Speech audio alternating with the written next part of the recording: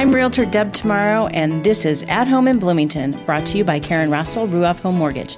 We profile the people, places, and resources that make Bloomington, Bloomington, and help you live your best life. At Home in Bloomington. Hello, and welcome to another episode of At Home in Bloomington. I'm your host, Realtor Deb Tomorrow, joined as always by the lovely Miss Karen Rastel. Karen with an A. Karen with an A. As we learned. Yes. I love that story of you met someone, because Karen spells her name Karan, and which makes it unique, just like her. I am very unique. And so I just love the way you tell the story of we were at a fundraising event, and our husbands were just chit-chatting. They knew each other, and this other woman and I were standing there. It was kind of awkward because, I don't know, the evening just started, and we weren't, networking just yet. But she finally said, well, they're not going to introduce us, so I'm Karen with an I. And I was like, I gasped. And I was like, I said, I'm Karen with an A. Nice to meet you. And we've been friends ever since then. Ever since. There you go. So love that. Okay, well, I told you, let's see, last episode we did was about, Kel McBride and the lively deaf lady. Yes. Right? Boy, that was a really interesting episode. And I think I warned you on that episode that we were going to kind of be going deep for a little while. Yes. So we're on a roll. Okay. So without getting too specific about the craziness that's going on in the world, which seems to get kind of crazier every day. Mm-hmm. And that's on a local level and a national level and a global level. And we try to kind of stay away from those because that's just not what this show is about. Mm-hmm. We recognize those things are going on and we respect everyone's feelings about them, but we certainly don't get into the ins and outs and ups and downs. However, this show will maybe help a little bit with that. Okay. I have a little thing I wrote here about social media, and I don't even know if I want to go into it because you wrote it, so it was important to you. Well, I know, but sometimes you write it and you get it out, and then I was telling someone the other day. And then you go back and look at it. Here's a tangent for you. There's things that happen and you see it on social media or on, regular media, and they upset you and you don't know how to deal with them necessarily.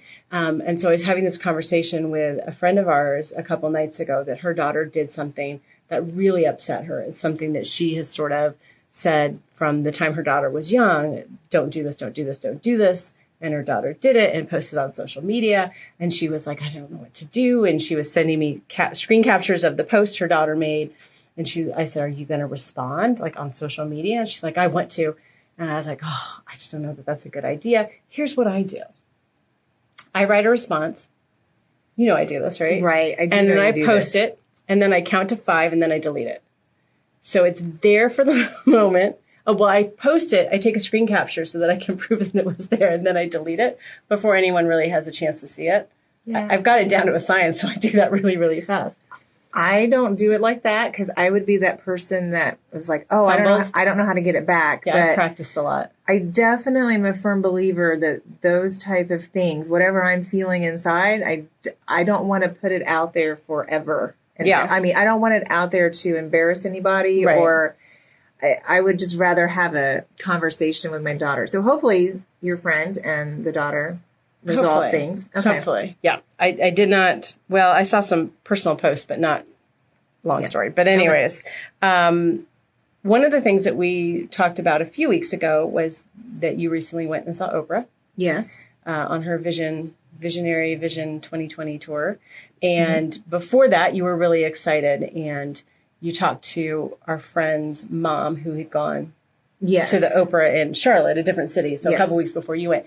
And she had come back, Shannon had come back and said, I'm even meditating every day. You just gave me goosebumps. Yeah. Right? Yeah. Okay. That's what we're going to talk about today. Wonderful. I know, right? I'm super excited because my brain is super noisy.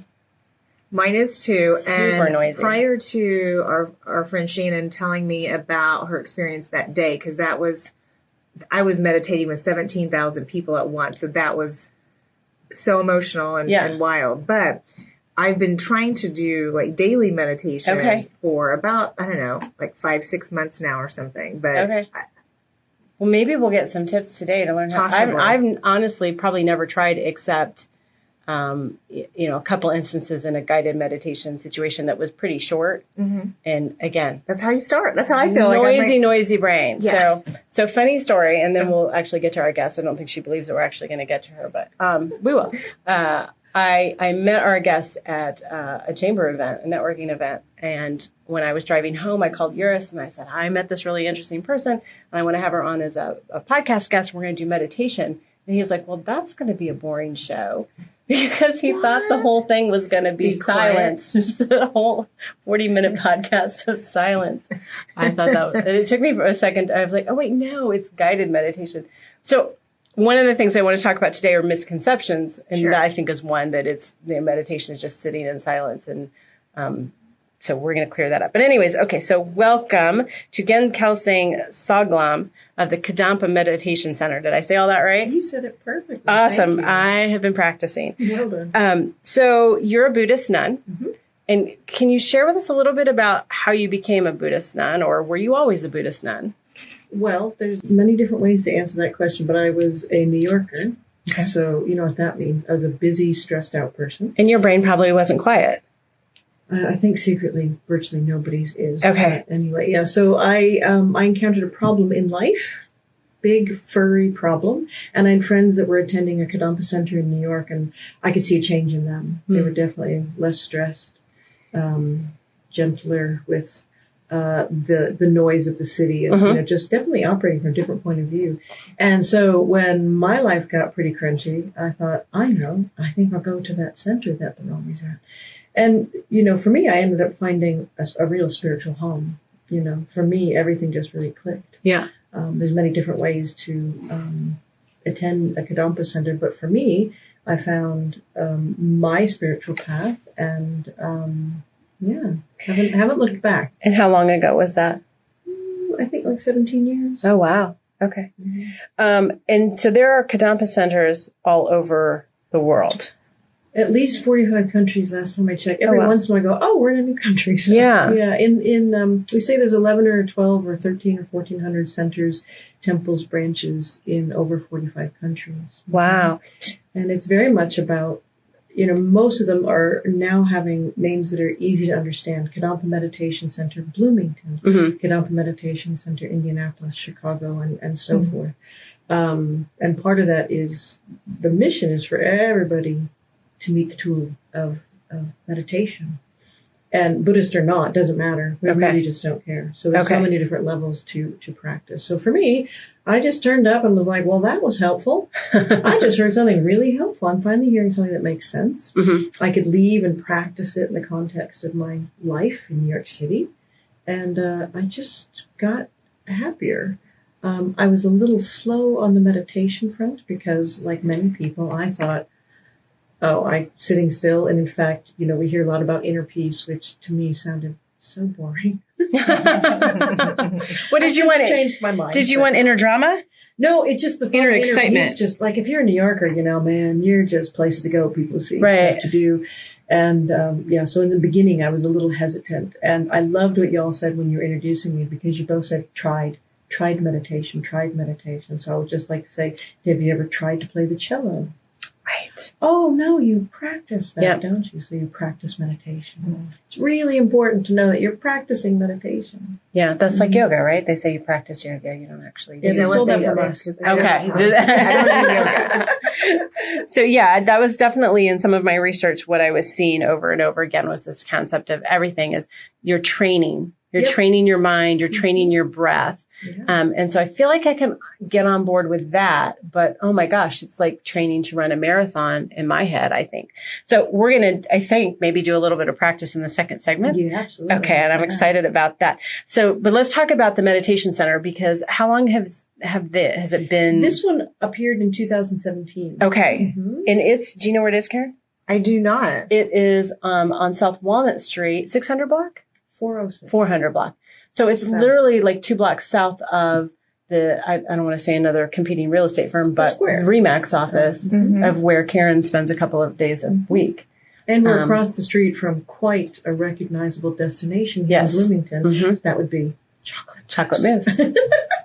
Okay. The new and the old now you know Taco where we Miss. are. Yeah, so it's just right there. And so I know I've driven by it many, many times and I always kind of went, I wonder what that is. And was never, I guess maybe I didn't give it a lot of thought, but I also, my thought was that's probably not a place that I can go to because I'm not, I don't meditate or I don't whatever. So that's the biggest problem right there is, first of all, we say I tried it and it didn't work. So it's something we practice. The other thing is so many people think that meditation means emptying your brain, stop thinking, And so sometimes what they say to me, and it's they don't realize how theoretically insulting it is, I can't stop thinking. Right. I'm a thinker. Right. And the implication is that I'm some kind of a knucklehead who can just sit there and right. Exactly. Which is not the case, So the most important thing about meditation to know is that you're not thinking nothing. You might be thinking about your breath. With Buddhist meditation, you move on from breathing meditation to more profound objects. But what you're doing is thinking about one thing. Ordinarily, we're multitasking. We're looking at our phone. We're eating. We're checking an email. We're hollering down the hall or over the cubicle wall or something. We're multitasking all the time, which is one of the reasons our minds are so rough. One of the reasons meditation helps us de-stress and be more relaxed is that we're just thinking about one thing. Now, of course, in the beginning, the object is your breath. And there's special ways of making it more interesting, I would say. There's different ways we can do breathing meditation. But the moment you notice that you've wandered from your breath, you just breathe out the distraction and come back. You are meditating. You are practicing meditation. It doesn't matter how fidgety your mind is in a given meditation session, as long as the second you notice you're thinking about whether or not you're out of trash bags and you drop it and just come right back, you are meditating.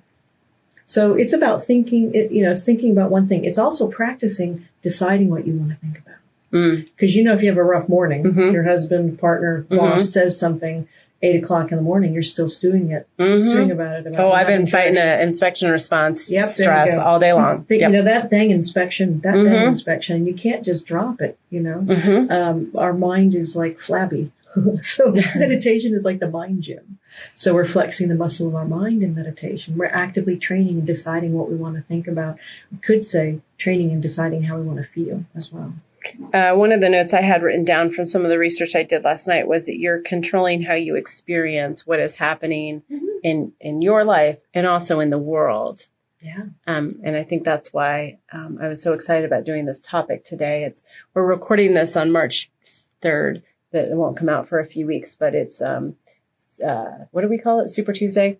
So, presidential election is hot and heavy and there's all that. And then obviously coronavirus. So there's like all this stuff going on. And I'm looking at, I know people can't see me. I'm looking at you and like, those were the farthest things from my mind because I'm focused in the interest rates just dropped and it's been a wild week. I mean, it's just been a wild weekend, but I know what you were saying is that we're doing this at a good time where there's a lot going on for sure. Right. Yeah. And I think, so the point you're making is that all of those things, and already right there, you two are having completely different experiences. Right. Super Tuesday, coronavirus, right. You're like interest rates. Yeah. Right. I mean, in a nutshell, that's it. Your life, your day is created by your mind. So we say good day, bad day. The interest rates went up or down, or the Dow tanked, or whatever it is. We feel that it's the externals, but ultimately it's what's going on in our own mind. We're having a bad day because we're having a bad mind. So there is no the world. There's only your world. Right. There's only your day. And your mind is 100% determining how you experience it. And outside of your experience of your day, there is no day. Right? You can't find a day separate from your experience of it. Right. And if you have a comfortable mind, especially if you've been training in meditation, you're getting a little better at mental equilibrium, kind of something like that. You don't get so worked up about this or that. You know what? I don't need to worry about that inspection till tomorrow morning. That leak. Let me. You know what? I'm going to put that on the top of my list, but I don't need to panic about it. Same thing with, say, the virus and whatnot going around, you start to get much better at managing your mind in any given situation. And things that used to stress you out, not so much anymore. You'll catch yourself in that same meeting that used to drive you completely crazy. And you're like, wow, I don't want to bludgeon all of them. That's amazing. But is that because you get a better perspective? You know, because sometimes I say, I'm stressed about that, but it's probably not going to kill anyone. So, you try to kind of put it in perspective. I guess that's what I'm trying to understand. Well, the thing is, it's sort of like, if you have a fearful mind, Mm-hmm. I mean, from a Buddhist point of view, fear is a form of anger. Okay. Which we probably don't have time to go into today. Probably not, but it's interesting to think about that. Sure. It is basically preemptive anger. You're worried about something that you don't want to happen. I can get on board with that. Exactly, Mm-hmm. right? So you're creating a problem where there isn't one, Mm-hmm. For example, our favorite example is, let's say your car has a problem, or your computer. You say, I have a problem. Mm-hmm. Oh, I got a problem. Oh, Mm-hmm. I got a problem. Well, why make the car's problem our problem? Mm-hmm. If you need new brakes, you need new brakes. Mm-hmm. Now, maybe it's a hardship. Maybe not, rolling in dough, so it's a hardship. But, the truth is, don't make the car's problem your problem. And don't make it worse than it. Exactly. If it's a hardship, but it doesn't necessarily have to taint all these other aspects of your life as well. Yeah. So it kind of almost keeps it. And we always say compartmentalized as a negative term, but sometimes I think it isn't necessarily, because you're just putting it where it belongs. Mm-hmm. And saying it doesn't belong in my car brakes don't belong in my heart. Yeah. They just belong over there in my car. Uh-huh. And that's partly why you hear so much about mindfulness. Mm-hmm. Because the idea is you're sort of more in the moment. You're not, fretting about the future mm-hmm. or stewing in the past. Mm-hmm. So that's one of the reasons some of the aspects of mindfulness as we understand it help, because we spend so much time in the past and the future. Right. Again, our perspective is mindfulness means remembering. So that means remembering to quiet your mind, or remembering that you're actually pretty lucky. You don't have that many problems compared to other people. There's lots of ways of understanding it. But, about getting a handle on our own mind. I feel like we need a moment of silence. Digest that. Well, okay. I was thinking about something that happened over the weekend, and I know this person's probably not going to hear this podcast. So is it my mom? She doesn't listen. No, but there was an event that a lot of us had to participate in. It was just something that we've all signed up to do for work, and the constant complaining about having to go do this and then my phone was buzzing off the hook, and I just stopped looking at it because I was busy at work and didn't look at any of the messages. The next day, I go in, it's leap day, and I'm like, it's leap day. And I was posting it's an extra day, of the year, blah, blah, blah. I had a great 4 hours. Did it turn into anything? Probably not. But then, when I saw this other person later, it was the same negativity. And then I just said, well, why are you here?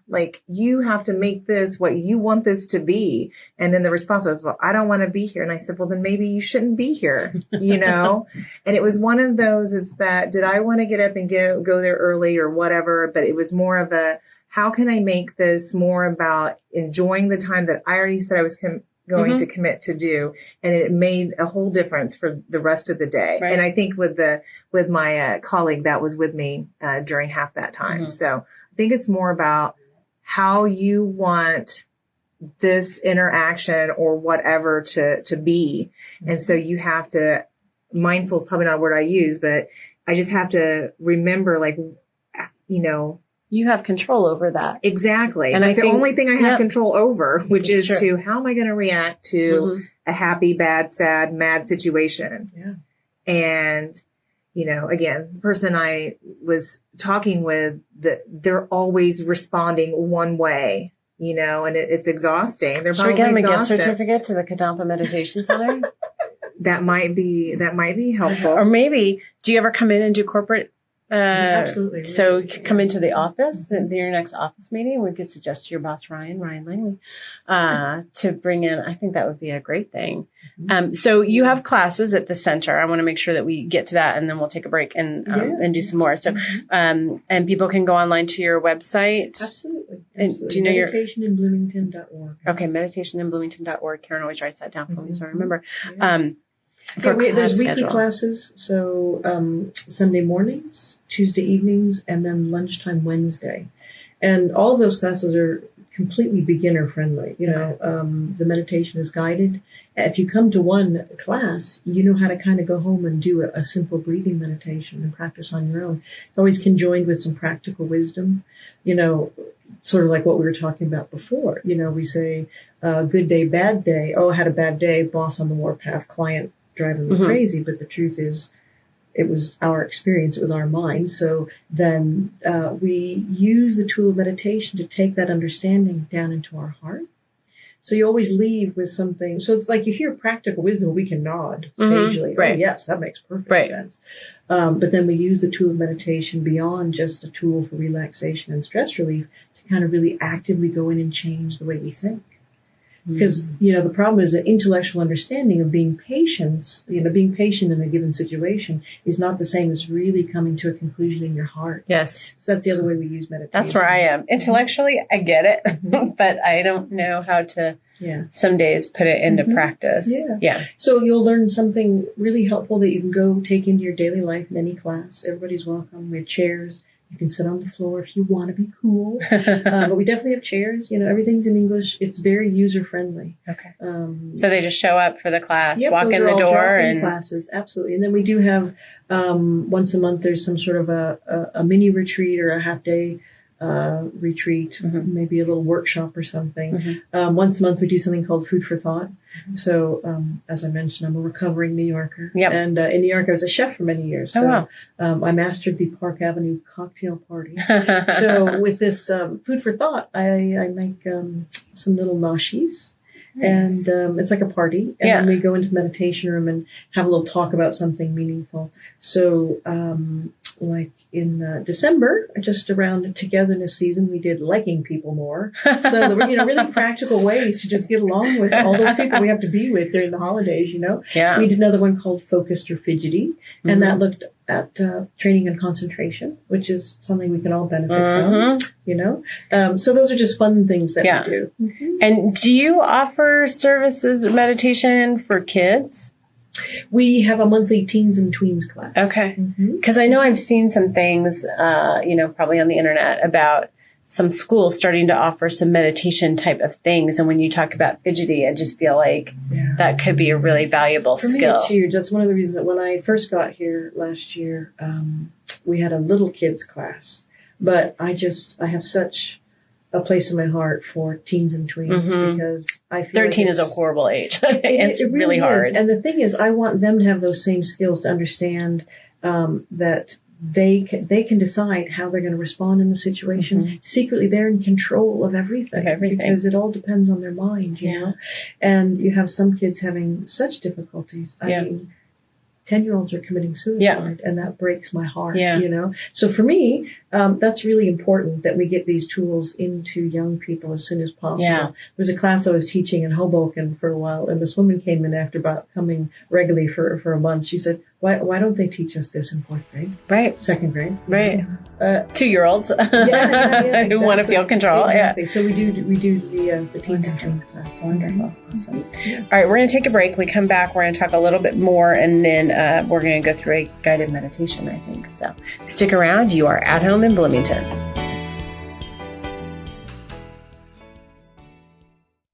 Hi, this is Karen Rastel with Ruoff Home Mortgage. Did you know that you can often save money by purchasing your own house instead of paying rent? There are a lot of perks in owning a home of your own. So contact me today at 812-606-7653 so I can help you invest your hard-earned money for yourself instead of your landlord. Ruoff Home Mortgage is an Indiana corporation licensed by the Indiana Department of Financial Institutions. This is not an offer for extension of credit or a commitment to lend. All loans must satisfy company underwriting guidelines, equal housing lender, NMLS number 141868.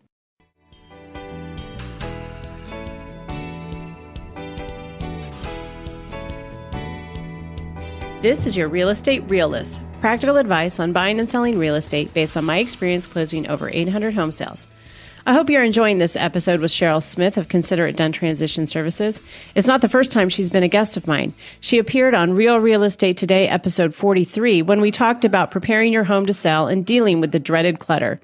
If you've ever had a listing appointment with me, then you've heard these suggestions. Number one, first and foremost, every flat surface should be cleared off. Think of walking into a hotel room.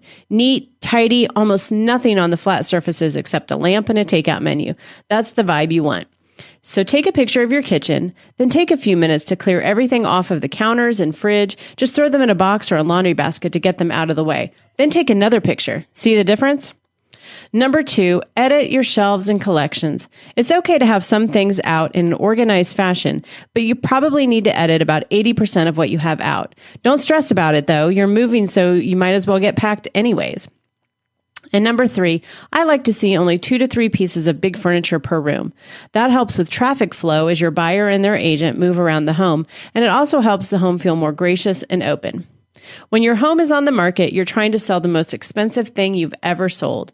A little work up front will make a huge difference in how smoothly the process goes, as well as the price you'll get. So be sure to listen to episode 43 of Real Estate Today for inspiring decluttering tips from Cheryl Smith. In fact, I was so inspired after recording that episode that I went straight home and cleaned out my junk drawer. Check out Real Estate Today, episode 43. You can find it on YouTube, iTunes, and my website, www.athomeinbloomington.com.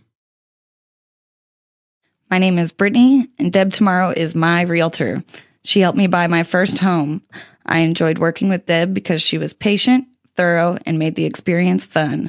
Deb should be your realtor too. And now back to the show. Welcome back to At Home in Bloomington. We will get back to our guests in just a moment. But as always, we start segment 2 with a little bit of a throwback, and we're throwing way back to episode 5, which is one of our favorites, which is the Salt Cave. And I thought, well, if you're going to go meditate somewhere, the Salt Cave is a great place to do that. You and I went there once. We were the only people in the Salt Cave, and they put on some Beatles music because they asked us what we wanted. And I was in and out of like consciousness like 3 or 4 times. Yeah. And I like opened my eye and I was like, it's not even been like 10 minutes or something. Yeah. I feel like, in the past few years, that's probably the closest to a quiet-ish brain, that I've gotten. And so I wanted to mention that because the Salt Cave is a really cool, place for that. But speaking of quiet brains, so our guest, again, Kelsang Tsoglam, there was a video on your website. I want to encourage people to watch it. It's about 9 minutes long. That was a PBS special that was done when you were working in Tucson at a Kadampa Meditation Center there. And one of the things you said, I think you were talking a little bit about your history with meditation. And you said that you went to class for a while before you actually meditated. Yeah.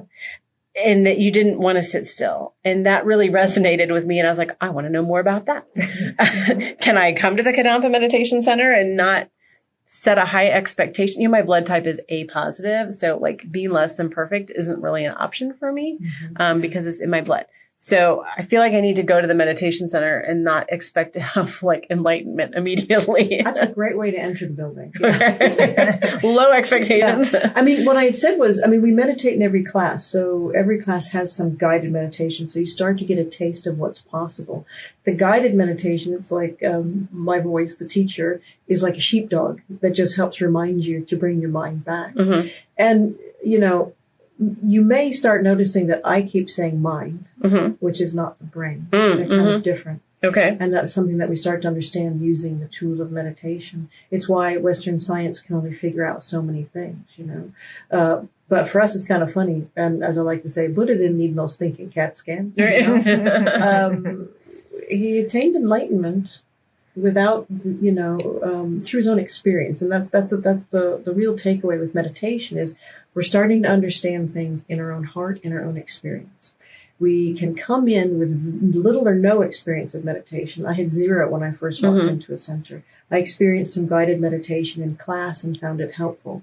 But at home, and this is another thing, we go back to that try word. I tried meditation. When you walk into a meditation class, you're like, oh, we're meditating now. I am meditating. We are meditating. Yes, I will meditate. Right. But at home, we're like, oh, do I smell toast? What's that? Right. You Dog barking. You just wander. Yeah, exactly. We don't corral our mind as much as we are capable of. So that's part of it, is like when you come in initially, you may never have meditated in your life, never been anywhere near any of these things, or you may have tried a different style that you may or may not have been successful with. That's part of it too, is finding what works for you, But yeah, you start with guided meditation, and then at a certain point you understand the basic mechanics of a simple breathing meditation, and you can do it. I think one of the problems is we don't believe how beneficial meditation is. We don't believe that we can actually really change the way we think. You're saying I'm A positive and I am this way. Right. Like my DNA. And again, we're not too interested in DNA. You know, your mind is infinitely more powerful than you know. And so if we want to have a happy life, and beyond that, if we become the happier person, if we become more relaxed, if we become the person on this committee or at this meeting or in our family that isn't freaking out when everybody else is, we're bringing real benefit to our world, And that's a big part of Buddhism is, I don't want to say making a difference in the world, but being alert to those around you and finding ways to be kind and helpful. Yeah. And also just being a conduit for others to recognize that they have the same potential. Everybody can practice meditation. Everybody can receive the benefits that come from regular meditation, so.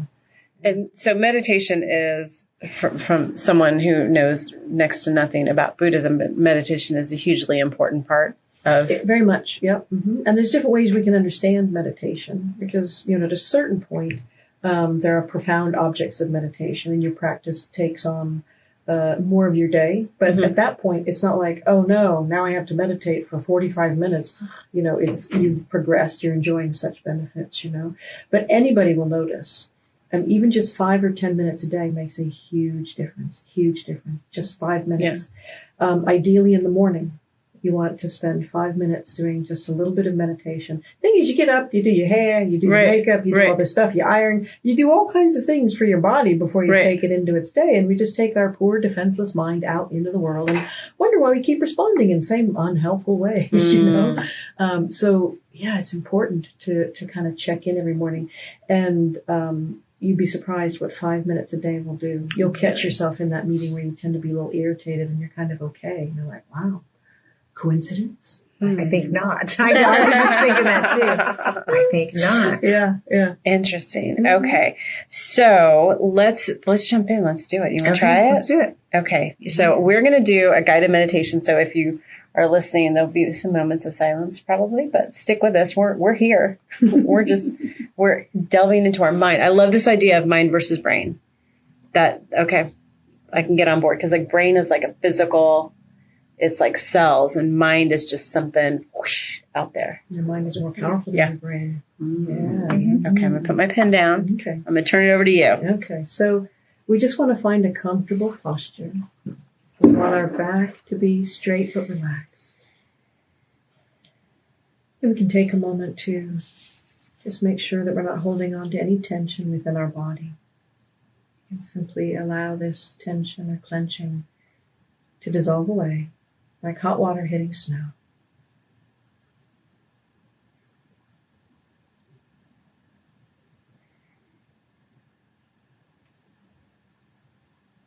Then feeling comfortable and settled in our meditation seat, we can become aware of our breath. We don't need to alter the natural rhythm of our breath. We simply become aware.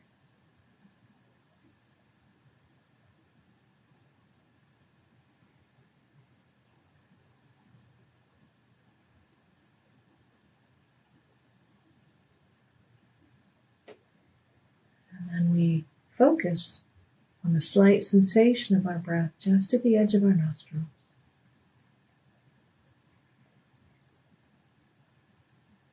We may notice that our breath feels cool as we gently inhale.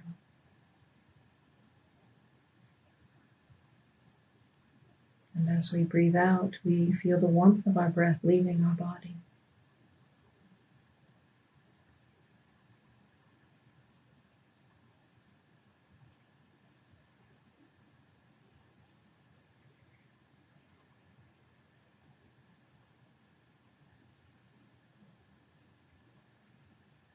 And as we breathe out, we can feel that we're gathering up whatever's on our mind. Any concerns from our day, any heavy feelings, thoughts of our to-do list. We gather up all of this distraction from our meditation and understanding that we have plenty of time later to think about these things. For now, we breathe them out. We let them go for a little while.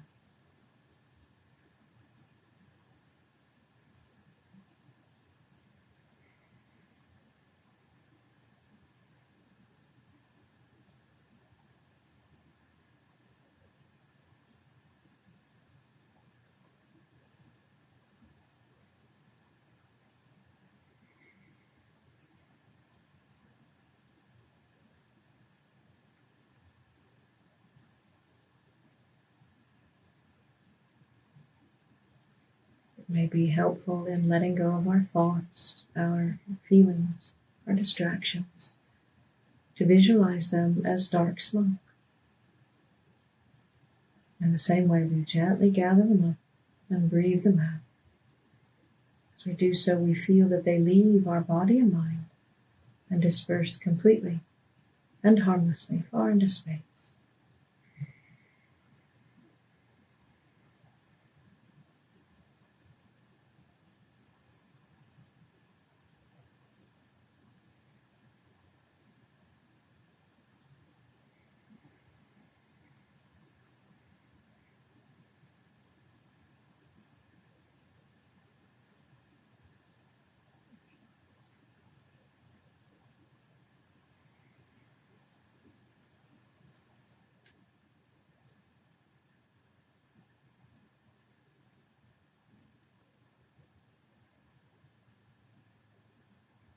We can breathe out thoughts and distractions as they arise. And moment by moment, we try to think about just one thing, our breath in a special way. We can imagine that we're breathing in inner peace. We can visualize this inner peace as radiant light.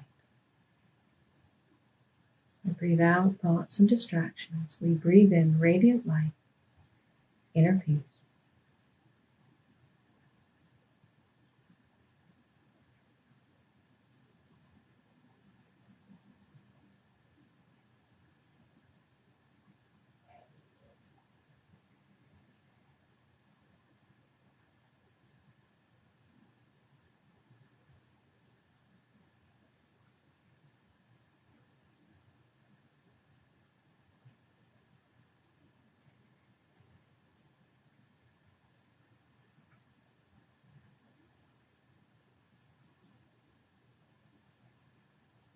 This is a very basic breathing meditation that you can spend 5 or 10 minutes doing every day. Very simple breathing meditation. Thank you. Thank you. So, I don't know. Like, Now we're going to whisper. We're going to whisper. No, but like, I never feel my arms. So like I was sitting upright in my chair and then I'm aware of how I'm sitting. But then the more I'm listening to the guided meditation, like when I opened my eyes, I was like, are my arms still here? Like that's how I felt. I don't know. What do you take from that? For me, like that was probably as still as I've been all day today. To be able to, you know, I said in the first segment, the rates are wild. Yeah. And, you know, I thought, I don't know when this day's going to end for me work-wise. Do you feel like you were so far into your mind that you sort of, I don't want to say disconnected from your body, but like you were, you know what I'm saying? Just elevated a little bit more just to be aware of, just focused on the breathing. And then I thought, is my nose going to whistle? Because I feel like my nose is stuffed right now. Springtime, I'll sign didn't up. I happen. can tell you a nose whistle story. but- Okay. It's like farting in yoga, right? I'm sure there's things like that. No, but the thing is, I think that's part of it is sort of like we're in this dynamic where the teacher Mhm. is saying, do this. And we go, okay. So in our own practice, in our own time, sometimes we're not as focused. We allow our mind to wander more. But like here, you're like, this really matters. Mhm. So setting an intention in your meditation is huge. And feeling like what I'm doing right now really matters. It matters to the efficacy of my day. It matters to how I treat my family members. It matters how I am in the world. Like my meditation matters, you know? Your intention creates your world. Mhm. Do you remember That's me what Oprah saying? said, right? That was one of my takeaways from that particular, yes, that we don't get in life what we want. We get what we intend. So if our intent is, you know, I don't know, but Peace. yeah, Well, for us, we would say if Peacefulness. your intention to practice meditation is to be more peaceful, Mhm. then that is what you're creating, right? So it doesn't matter how you would qualify or grade your meditation, which never do. right. So even if every inhalation, exhalation, like whoops, and you have to bring your mind back. That was whoops, me. Bring your mind back. That's Yeah. okay. When you go to the gym, But I and you kept pick coming up back. one little dumbbell Yeah. for like 3 things, you're like, but I went to the gym. Right. Right. Any practice of meditation is benefiting us. Okay. You know? And I wanted to share, like, that was sort of my experience was if you'd imagine, like, I don't know, throwing a fishing line out and then like, I'll reel it back in, I'll throw it back out, I'll reel it back in. And that's where I kept going, but I would come back. That's all that matters. And I kept thinking, I can come back. I can come back. And I think that was a realization for me. And I thought, and that was the moment Yeah. where I thought, if I do this enough, I can stay there longer. And so for me, that's partly why I wasn't so interested in meditation in the beginning. Is like I think I didn't believe how beneficial it was, Mhm. and I think I thought my other thoughts were more interesting. You know, this thing it could almost seem like this boring thing that you're doing, but it's not. There are more interesting quote unquote meditations we can learn to do, but this is where you start. This is how you begin to quiet the mind. But you can see how this tool would be very helpful if you are having a stressful day. If you do 5 or 10 minutes a day of this, where as soon as you notice you're distracted, you breathe out that dark smoke, you just let it go. Then when you're having a rough day, you can pop into your car, pop into the restroom, doesn't matter where you go, I'll be right back. Take Right. 2. Right. With that experience of a little bit of daily meditation, now when you're having a rough day, you can use that dark smoke, just breathe it out. It's just a thought. I mean, like the interest rates, just a thought. No, I mean, it's interesting, isn't it? Like, it's just a thought. I mean, it's just sort of something out there. It's nothing. But that's the thing. We're freaking out about all these things, but finally, they're just thoughts. And if they're not comfortable, Buddha says, or you could breathe them out. You could let them go. Yeah. You know? So it's a real practice of letting go of the thoughts that are arising. And you can see also you're practicing and deciding what you want to think about, which is really helpful when a day starts to get kind of squirrely.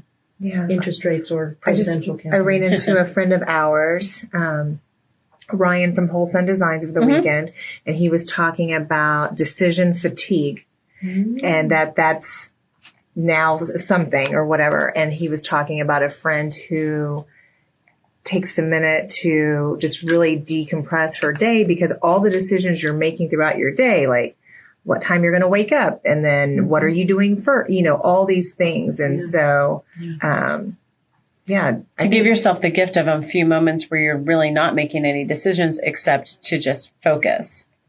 and take care of yourself. Yeah. And what I found, first of all, I went from always needing 8 hours of sleep to needing 7 when I started regular meditation practice. You will find that you sleep better. It improves sleep. It lowers stress. Also, just physical well-being. Your body is more comfortable because your body follows your mind. If you have a tense mind, your body becomes tense as well. So the benefits of meditation are just so limitless. And that's what helps us stay focused. Like what I'm doing really matters. When you're working on a deal or signing papers or doing those technical things, you feel like I have to pay attention. If you don't dot this or sign that, you script somebody's mortgage rate. Right. I don't know. It's a big When you're deal. doing those things, you're like really focused. The other thing is we feel like we don't have time. But what I found is I am infinitely more productive since I became a meditator. I used to think I don't have time. And that's how the rest of my day went. my thinking in the morning, I don't have time. The rest of my day felt like I didn't have time. When I prioritized even a little bit of meditation, I got more done. I got things done. I couldn't even understand how I got things done so quickly. You'd be surprised. What changes when we're starting to get a handle on our own mind. So we want to challenge everyone, right? 5 minutes? Yeah, double dog dare you. Okay, double dog, triple dog 14-day challenge. Oh, 14-day challenge. So we're going to do that when the podcast goes live. Okay. We'll remind everyone, do your 5 minutes, follow along, and I think it'll be interesting to hear people's experiences.